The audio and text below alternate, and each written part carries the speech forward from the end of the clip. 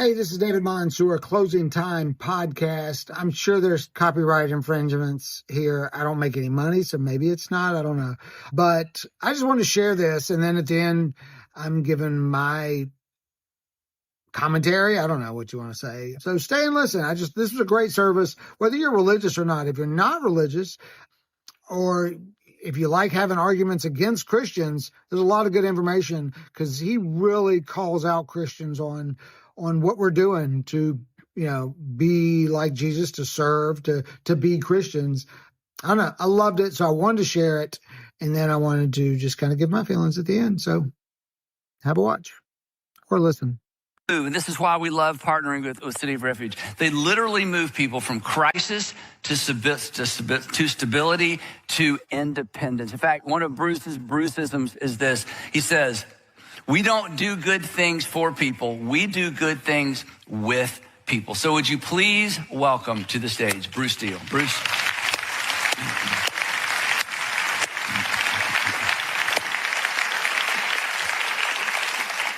Bruce does this all the time. One of his favorite things is to talk about this organization. And we have a couple things in common. We're preachers' kids, and neither of us thought we would end up doing what we're doing. That's something that we have in common. So before you tell the story, Bruce, I just want you to describe where City of Refuge is located in terms of where it is in the city of Atlanta. We have a couple of pictures. Here's a shot that kind of gives a perspective. Yeah, so we're on the west side of Atlanta. We're about 2 miles directly west of the World Congress Center and Mercedes-Benz Stadium, in a pretty tough neighborhood known as the Bluff. Some of the guys in the room might know that. So historically, we're known as being one of the top zip codes in the state, demographically and per capita, for crime, homelessness, lack of educational opportunities. 60% of all the murders that occur in Metro Atlanta occur in our neighborhood. So because of City of Refuge, or in spite of it? Yeah. We're trying to turn that ship right now. So. And that description of the area was that way, has been that way for many years. I grew up in the city like you did, and that's typically been the situation. What you have accomplished is remarkable, and I'm not even sure, even in our brief time to get today, that you'll leave our audience with the scope of what's happening. But one of the reasons I wanted you to come is this all started, I wrote in my notes, with a 6-month temporary assignment. This was not what you wanted to grow. This is not what you envisioned growing up and doing with your life. So would you just tell us the story? Yeah, so graduated from college, got married. Rhonda started having little girls. We have 5 daughters. Cassie, Kelsey, Kenzie, Kaylin, Carly. Wait, a little slower. Cassie, Kelsey, Kenzie, Kaylin, Carly. And that's why I look like this. But anyway, now giving us 15 grandchildren, by the way. So life is pretty full. Yeah. But so a little over 28 years ago, I was asked to go downtown on a 6-month assignment. You were working at your dad's church? No, I was working at a church. It was called Pleasantdale Church of God up in Doraville. Okay. And I was asked to go downtown Atlanta, a little church that was in disrepair, just a few folks, been without a pastor for 6 months. And they asked me to go downtown with the idea of closing it, selling the property. And so Ron and I talked, and I thought, well, that'd be good. I get to speak every Sunday and develop some business acumen, sell the property, and go back to the suburban life. And our story is, our 5th or 6th Sunday, this young lady walked in, stood out in the crowd. At the end of the service, she walked down. She was weeping, and she took me by the hands, and she said, I've been hooking and stripping 14 years. Can you help me get out of the life? And I didn't really know what get her out of the life meant, but we simply said yes. And so she came back the next Sunday. She brought Bill with her, who was a 52-year-old alcoholic, said he hadn't been in church in 30 years. They sat on the second row. We started singing that little chorus, I Need You More than yesterday. And 5 minutes into the service, Bill just literally fell out in the center aisle and started weeping and wouldn't stop. And so I slowed the music down. I went down. I said, can I help you?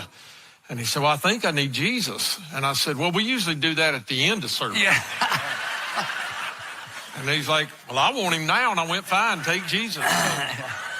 So the next Sunday, 4 more drug addicts, alcoholics, homeless people. And how old were you at this point? I was 37. 37. Yeah. And this was a short-term assignment. You're going to get back to the suburbs. Get back to suburbs, safe environment, great church, great opportunities. The next Sunday, 10 more showed up. We showed up 4 months into a 6-month assignment. There were literally 100 people in crisis, had invited each other to this little church, and were looking at us going, can you help us? And And I drew on my deep theological training and looked at my wife and said, we've been conned by God, woman. I mean,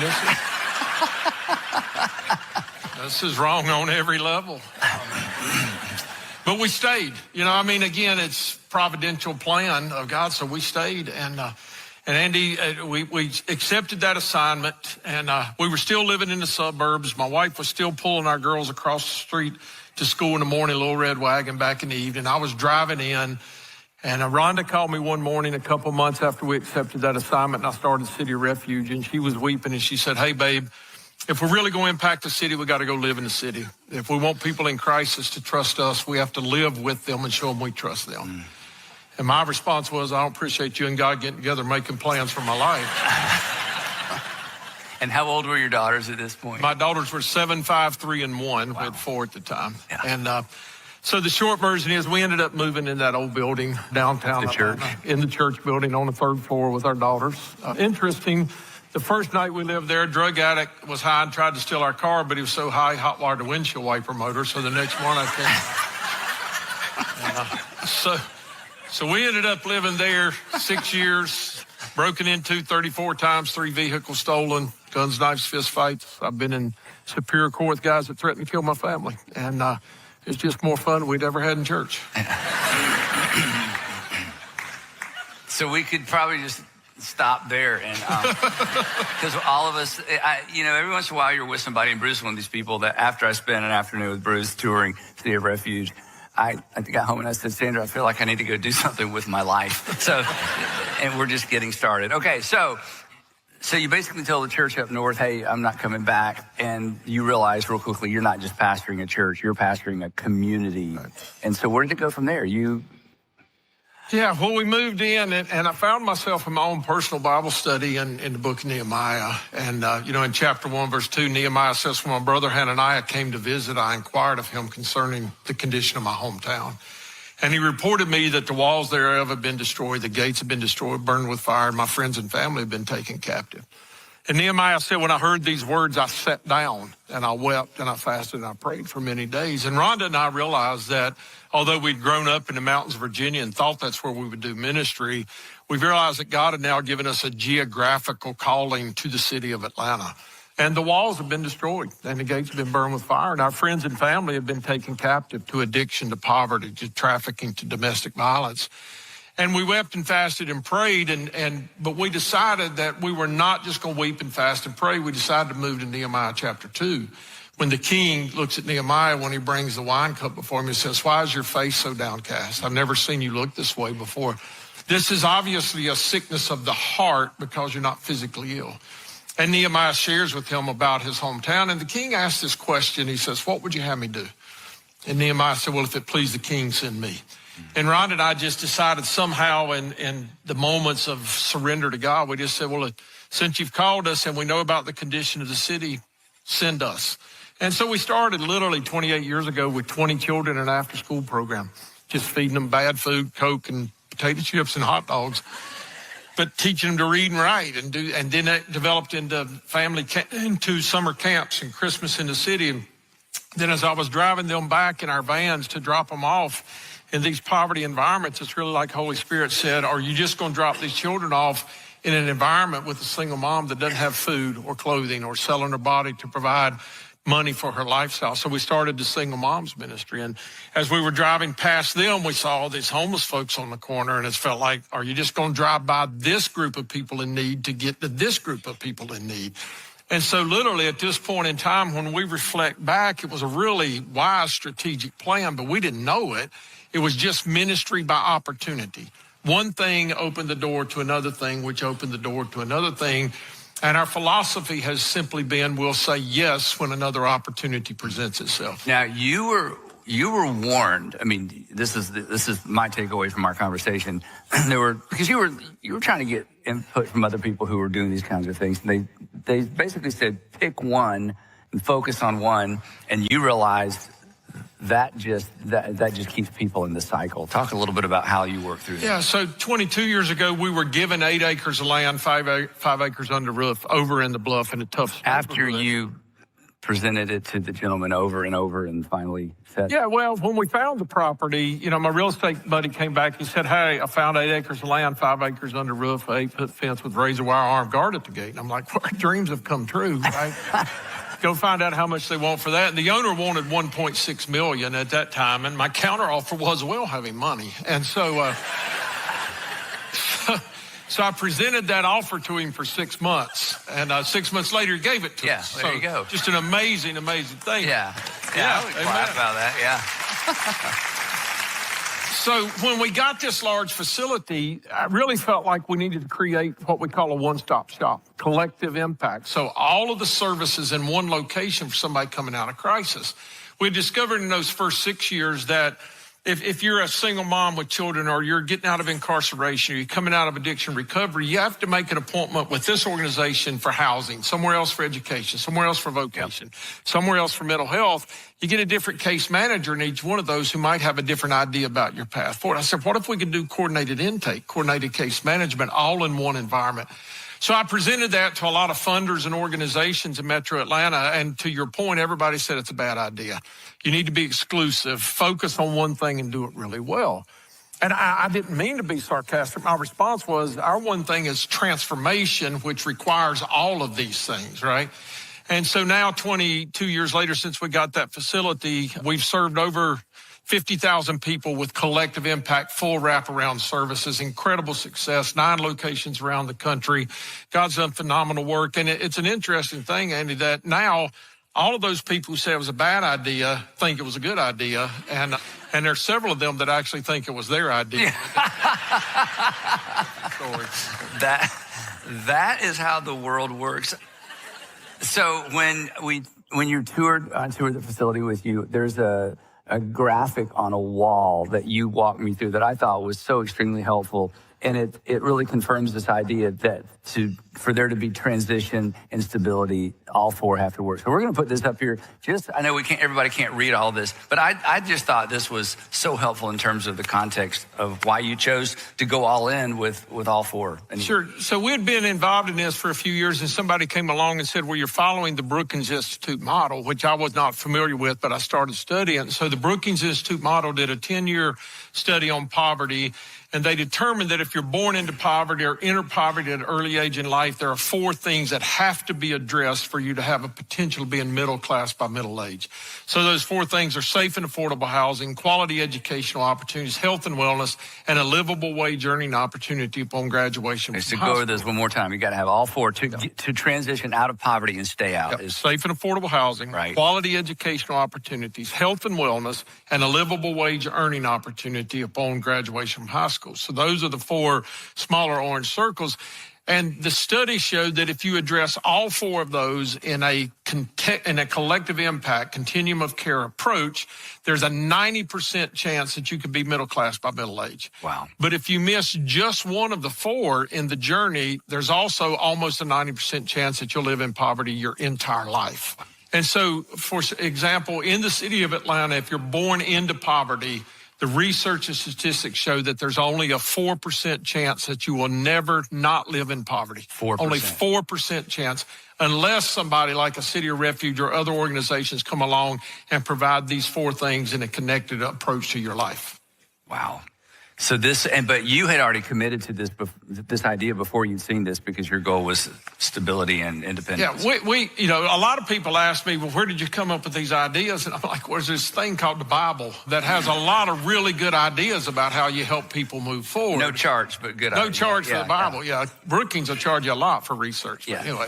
Yeah. So, but where you started initially, you were feeding children, and then talk a little bit about how you built into all 4 of these, because the facilities, plural, that City of Refuge now runs, it's extraordinary. And again, it's one of the reasons I wanted to put the Bruceism up at the beginning, that you just aren't doing things for people, you're doing things with people, because the goal at the end of the day is independence. So Yeah, well, I mean, you think about the two drivers behind recidivism, for example, coming out of incarceration, people reoffend for two main reasons: lack of safe and affordable housing, lack of employment opportunity at livable wage. Mm-hmm. So it's good for us to go into the prison and minister to them and get them to accept Christ. But when they come out of prison, if they don't have somewhere to live and a job that's going to make them have a livable wage, they're going to revert back often to bad behavior. So we said, all right, let's build a system. So the 345 is a hotel we bought and renovated. It's 31 efficiency apartments for men coming out of incarceration or for our veterans experiencing PTSD. So when they move in, they have safe housing, affordable housing. We take them through our vocational training so they have a livable wage. We do family reconciliation. We do mental health. We do addiction recovery. So unless you take all of the pieces of somebody's life that led them to a bad decision, on the other side of that, you address those, then now you bring them to a place of a good decision. And we're not there to be the hero. We're there to be the guide. They're the hero. A woman coming out of trafficking is the hero. A child coming out of abuse by whoever in their environment, they're the hero. We're just a guide. So for us, we create pathways of opportunity so that everyone has the potential of success somewhere down the road. So talk a little bit about what the facilities that you have now developed, and then I've got some more questions about how what you're doing. But the scope is amazing, I thought. So you had that original building, right? And since then, we've developed City of Refuge on the west side in the Bluff at 1300 Joseph Boone Boulevard. So in the front of the building on the right, there are two buildings, 36 housing units for moms with children. 36. And one of the unique things is that children can stay with their moms. They're not separated. Right. So 36 units for moms with children coming out of homelessness, free preschool from 6 weeks of age to 5 years of age, walk out down the hallway, private Christian school on campus with students that live on our campus or from our neighborhood, 7 a.m. to 7 p.m. every day, because if they don't live on our campus, they're coming from poverty and food desert environments. So we do 3 nutritious meals a day. Mercy Care Medical Clinic, 10,000 square foot medical clinic, 9 full-time medical staff, 750 patient visits a month. Our survivor program we'll talk more about later, but 119 beds for survivors of sex trafficking and exploitation. Commercial kitchen that does 350,000 meals a year. An emergency crisis center that's available 24/7 for women and children that are escaping, fleeing from domestic violence or sex trafficking. Call the hotline and we send a rescue team out. And vocational training, which does multiple areas of training on campus. So that's on the one campus in Atlanta. In addition to that, we purchased properties around us. We just opened 2 8-bedroom, 8-bath homes for women coming out of incarceration or trafficking. Built 5 brand new single-family homes on the street adjacent to ours so families can experience first-time home ownership. Khadijah just moved into a home recently with her children, first-time homeowner in the history of her family. Wow. And we're able to make that opportunity available. We'll break ground on 10 townhomes on the corner in the next couple months. We're under construction on a 36,000 square foot building right now across the street. Entrepreneurship center, healthcare center, fresh food market, 25 more units of affordable housing.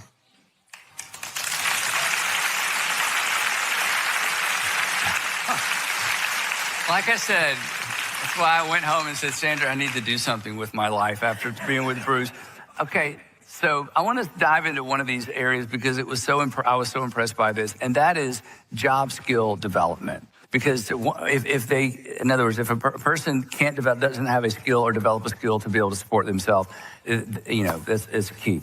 Talk about what you're doing on site in terms of job skills. I just thought this was amazing. In fact, let's start with the one that we have pictures for. Talk a little bit about what I'm looking at. Yeah, so years ago, we to your point, we started to understand that a livable wage is critical. So the latest report shows in Metro Atlanta, a single adult has to make $19.05 an hour just to survive. Goes up depending on the number of children in the family. So we decided to look at the environment around us. What are the vocations that have more opportunities for employment than there are people applying for those vocations? And so auto technicians are one of those. So Genuine Parts in Napa, I spoke to some of their executives several years ago, pitched the idea of an auto training program. So we now are in class number 25 of auto technician training. They go through a 16-week class, receive up to 9 levels of ASE certification. When they graduate, we announce where they're going to work. They get a $3,000 set of auto tools to take with them on the way.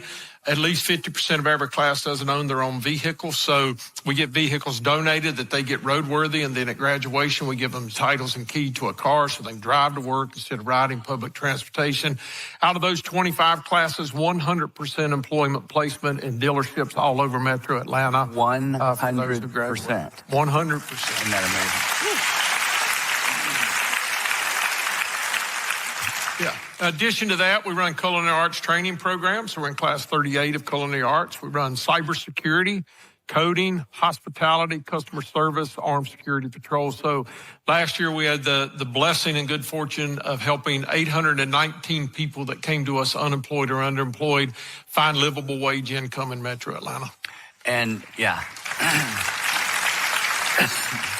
And not just livable wage, the cybersecurity, and then initially you were teaching coding. Talk a little bit about that. Yeah, so coding was a big, successful program for a long time, and then AI sort of took over writing a lot of the code, so cybersecurity became even more critical. So cybersecurity is actually one of our most successful classes right now. The last class graduated the lowest starting salary out of that class. And again, people coming out of really difficult places in life. The lowest starting salary was $73,000 and the highest was $125,000. So it's not a bad journey to come from a place of brokenness to all of a sudden doing cybersecurity in one of the major companies in Metro Atlanta. And the facility where they do this is beautiful. You've attracted some extraordinary corporate, not just sponsorships, but really partners who value what you're doing and come in and help with that. It's incredible. Talk a little bit about and you touched on this, didn't mention it overtly, your relationship with the city of Atlanta, because the city of Atlanta knows about City of Refuge, and because of the rooms the bed space you've opened up for immediate crisis. Talk a little bit about that. That's pretty powerful. Yeah, it's a great relationship. You know, as you mentioned, a lot of corporations in Atlanta are our partners, our friends along the way, foundations in Atlanta, churches, and the city. And so we've just had a great relationship for many years. When they present to us opportunities of places of gaps that we could help to fill in some way, where I'll offer to them assets and trainings that we've learned along the way. All three mayors that I've served under, Shirley, Franklin, Kasim, Mayor Bottoms, and now Andre's great. They're just great friends. They believe in the city. They believe in what's going on. We don't always necessarily approach things from exactly the same position, but we want the same outcome. Right. And the outcome is a healthy, vibrant, flourishing community, especially on the west side that's been disinvested in so many years. And so it's just a great partnership where they're able to endorse us. That helps us with credibility when we go into communities around the country. Yeah, I just thought that was so powerful that you're on the short list of who they call. Anyway, so Bruce and City of Refuge are deeply involved with women who've been trafficked and women with children who've been trafficked. And it's an extremely sensitive topic. And so I've asked him to share what he can about what City of Refuge is doing in this space, and specifically, and this is disturbing, why it's so important to do this work in the city of Atlanta. I mean, he'll give you the details in a minute, but there's a hallway where you have provided privacy and safety for women and their children. And so we walked briefly down that hallway, and there was no one in the hall, just the two of us. And it felt, as he shared the stories, it felt like a sacred space to me. It was so emotional. So talk as much as you can about that. This is important. Yeah, it's a tough subject. So sex trafficking, second fastest growing criminal enterprise in the world now. So $236 billion spent annually worldwide on illegal purchase of sex. The United States is the number one consumer of child pornography in the world. 22 million graphic images of child sex available on the internet now. In Metro Atlanta, there are on average every 7 days, 47,700 ads for illegal purchase sex posted on the internet every week. At least 10% of those 4,700 are for sex with children under the age of 12. So it's just a graphic, dark space. 13 years ago, we were invited by a partner of ours to take in a young lady that had been trafficked. We hid her away because they were looking for her. She didn't come out of her room, Andy, for 40 days, and then asked to see whoever's in charge. I took a couple staff in. Her first words to me were, "You got to take me to the courthouse, wipe away the fact I ever existed. Change my name, my social security number, birth certificate. They'll find me, they'll kill me." I went home that night and told Rhonda, I said, we're going to start a safe house for survivors of sex trafficking. She goes, well, you've never started this. You've never been in this space before. I said, well, I've never been married before I married you, and it's worked out fine, so we'll give it a shot. But anyway, so we started a safe house, which eventually led to a second house. We now have 119 beds for survivors. We've housed over 1,200 survivors over the past dozen years. Atlanta, historically, in the past decade, has been number 1, 2, or 3 in the nation for number of calls to the national hotline per capita. So in Atlanta, $300 million a year is spent on illegal purchase of sex. The average trafficker, pimp in Atlanta takes home $30,000 a week, right? So it is just the darkest, most graphic thing that we've ever dealt with. The trauma-informed care, the mental health, the addiction, the family reconciliation, if appropriate, is just heartbreaking. It's one of the toughest places on our campus and in our ministry to keep great employees, because the attrition rate is high, because they hear a brand new horror story every single day. Yep. And the graphic stories I could tell would make everybody's blood curdle. I think we all understand, but it's not an over there problem. Right? It's not a third world problem. It's not a somewhere on the West Coast. This is our problem. This is our issue. We're one of the top 3 cities in the country for this, and it's in our neighborhood. We have a men's group now called Most Men Opposing Sex Trafficking, and we set up operations to rescue women and children and to take down pedophiles and traffickers. And we did an operation not long ago in Alpharetta, at a hotel we obviously won't give, and arrested a number of men who showed up to buy sex from kids and those who showed up bringing women or children to us. So it's not somewhere else, it's right here. And it's critical that we as the church stand up and be a part of that. Well, you certainly have. And again, how many rooms have you created just for these women? We have 119 beds for survivors of trafficking. It's amazing. And there's more. And if that was all you were doing, it's amazing. But in addition to everything else City of Refuge does, it's incredible. Now, real quick, we have 3 or 4 minutes left. Other cities found out about what you're doing and wanted to replicate the model. Talk a little bit about what you're doing in that space, because this is so encouraging. Yeah, so we have 3 additional locations in Georgia that do various pieces of what we do. We have 3 locations in Virginia. We have a vibrant location in Baltimore, another vibrant one in Chicago.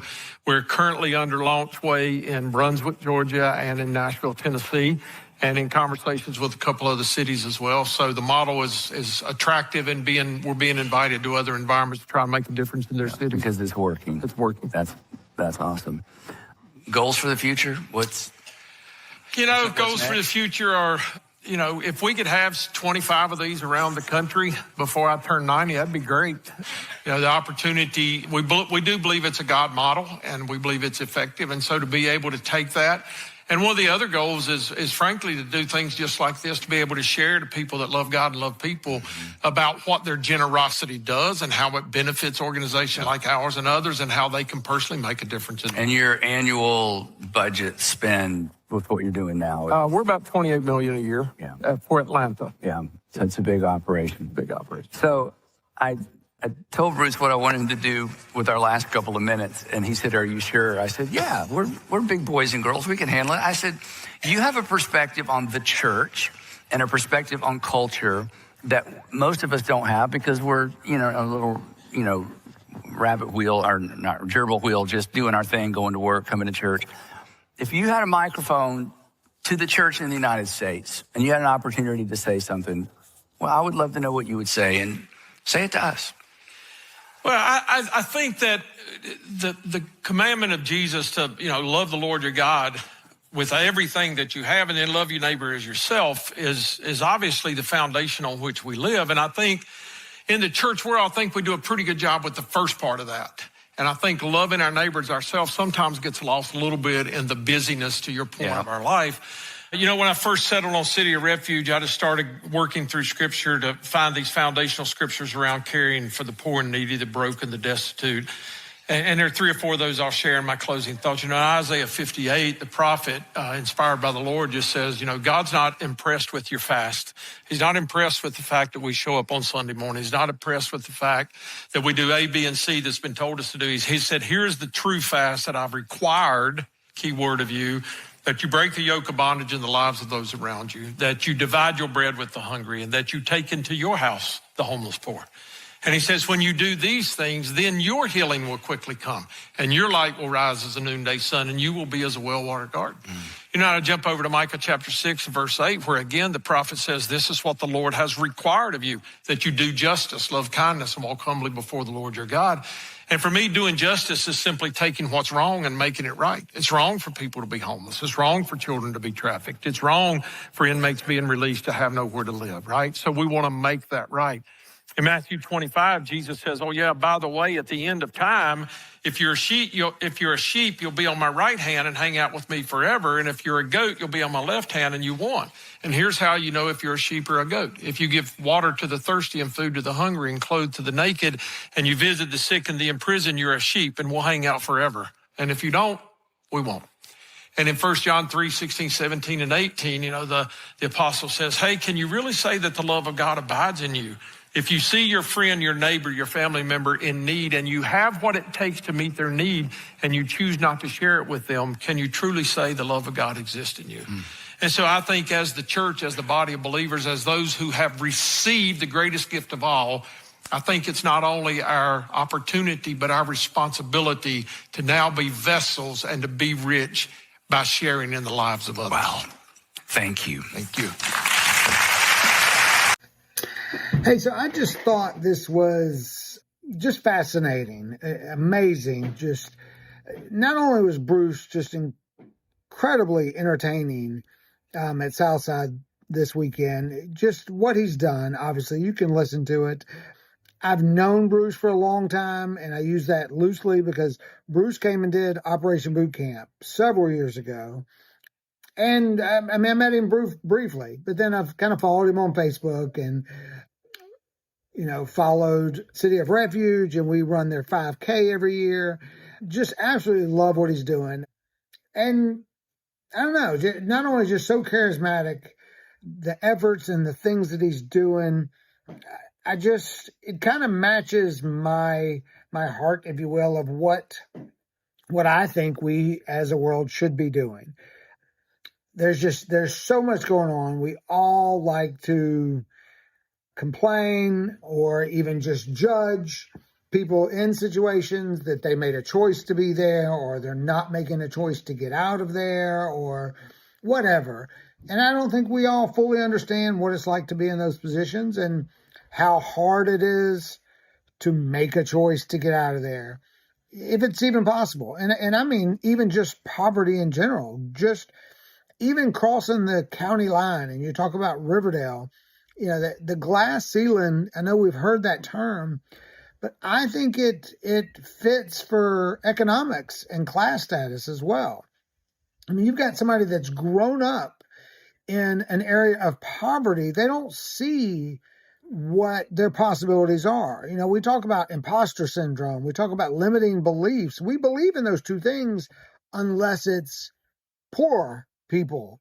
Then they're just making a choice. Well, I mean, we all have those situations, and I find myself in it. I find myself with limiting beliefs that, you know, I've already gone well past what I should have based on my economic status as a child. And it's not true. It really is limitless for all of us, but that's not an easy thing to overcome mentally. You need support. You need people telling you that. You need people showing you that. You need to see other people around you.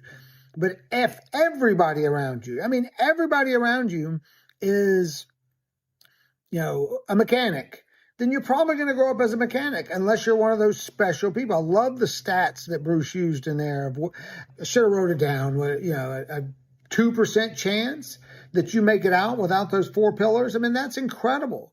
He put what I thought in my mind to numbers and to facts and to science for my science people out there. That they need those things, and they need them from us. And I love how he ended with a call to action. And this isn't just for Christianity. And I hope you made it to watch this, you know, it speaks to all of us. If you have the means, to me, that's humanity. If you have the means to help, then you should. Or how do you consider yourself a good person? I've often misstated myself in arguments with friends. And I love when people give people the opportunity to change their mind, because sometimes they're not really changing their mind. They just did a poor way of expressing it. And I've often spoke on how I was disappointed in the wealthy in our country, of the wealth gap, of how people buy. This whole came up with a $50 million, I think Jeff Bezos bought a $50 million yacht. And I just, I think I expressed myself as he shouldn't do that. It's his money. Yes, he earned it. I definitely believe that you earn the money, you do whatever you want. I think it's more of I wish for myself that when I'm in that situation, that I will be extremely generous, and I will never value a $50 million yacht over an entire community. I mean, 50 million goes a long way in the city of Riverdale, giving Wi-Fi or computers or laptops, whatever, to kids in just one community. Now, should a corporation buy a yacht and you share it? But for one person, it just to sit, and I don't know that he owns it. I don't know how much you have to make to, whatever. You make it, you spend it any way you want. And I love and wish you all the best. I don't care how much you make, you can spend every dime of it on Care Bears if you want. My wish for myself and my wish for our country and our world is that people will be more generous. And I don't know what that looks like, because I do know that you can't just hand out money, because then people won't do for themselves. I completely understand that. I don't know the solution. I do believe, though, if you provide an environment for people to better themselves and make it to where it's undeniable my thoughts, and I'm sure there's holes in this, but if you went into Chicago and instead of spending $15 billion in Ukraine, if we spent $5 billion in the ghettos of Chicago, building just tremendous community centers where those kids are fed, and we just get them young and we attract them into those community centers, separate them from their environment, not from their parents, but allow them a place to come, and they come play video games. They get a couple good meals a day. Maybe you sneak in some learning here and there. And then as that generation gets older, as you show them that that's not the life that they have to have, you show them what their abilities are. You have people come back to the community. You have all these athletes that should be involved. If I won $1 billion, would I have a home on each coast? Yeah, I probably would. But I'd also have, a lot of homes for kids, and I would make a huge dent. I think it's hard to quantify it. I don't want to speak. It's hard to speak when you don't have that money either. I understand that. It's easy for me to say what I'd do if I had that money, because I know people probably come with their handouts, and I know when you have it, you're scared you're going to lose it. So I understand there's a lot of complexities. And what I want to say is that this is more my hope for myself and my hope for my community, for others, for our country and the world, that we will reach down and help people that can't help themselves. And it's not our place to judge whether they should have made a better decision, or they could go to college, or they could do better in school. We don't know what it's like to live in their house. We don't know what it's like to get up and, I don't know, just picture yourself in different surroundings, that it might look different for you. So I absolutely love Bruce, love what he's doing here. We even talked about the trafficking and how it's right here in our community. Just, it's heartbreaking to think that, these are kids that,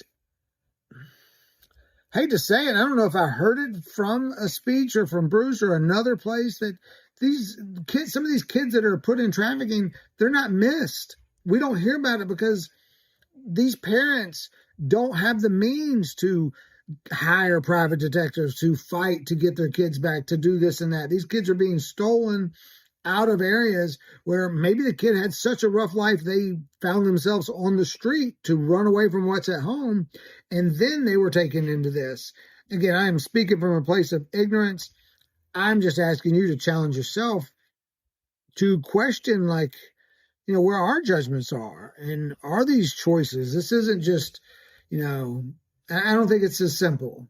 And I think we got to figure out to solve as much of this as we can, whether that's financially, whether it's with your time, whether it's just your opinions, whether it's who you vote for, whatever you can do, whatever I can do. That's my encouragement for everybody, is to just get involved. Don't post on social media how passionate you are about this or that, but not have action. I don't know that, again, my opinion, you can do whatever you want, but, don't post how passionate you are about anti-abortion if you're not helping some way with your time or your money to alleviate that situation. I mean, we all have our opinions, but if you're going to protest it and, no, I'm against abortion, but yet, you're on your wave runner every weekend at the lake, you're not doing anything to help with these kids that are growing up in poverty, that the cycles just continue, then shut up. I'm an asshole, I know. I can't help it.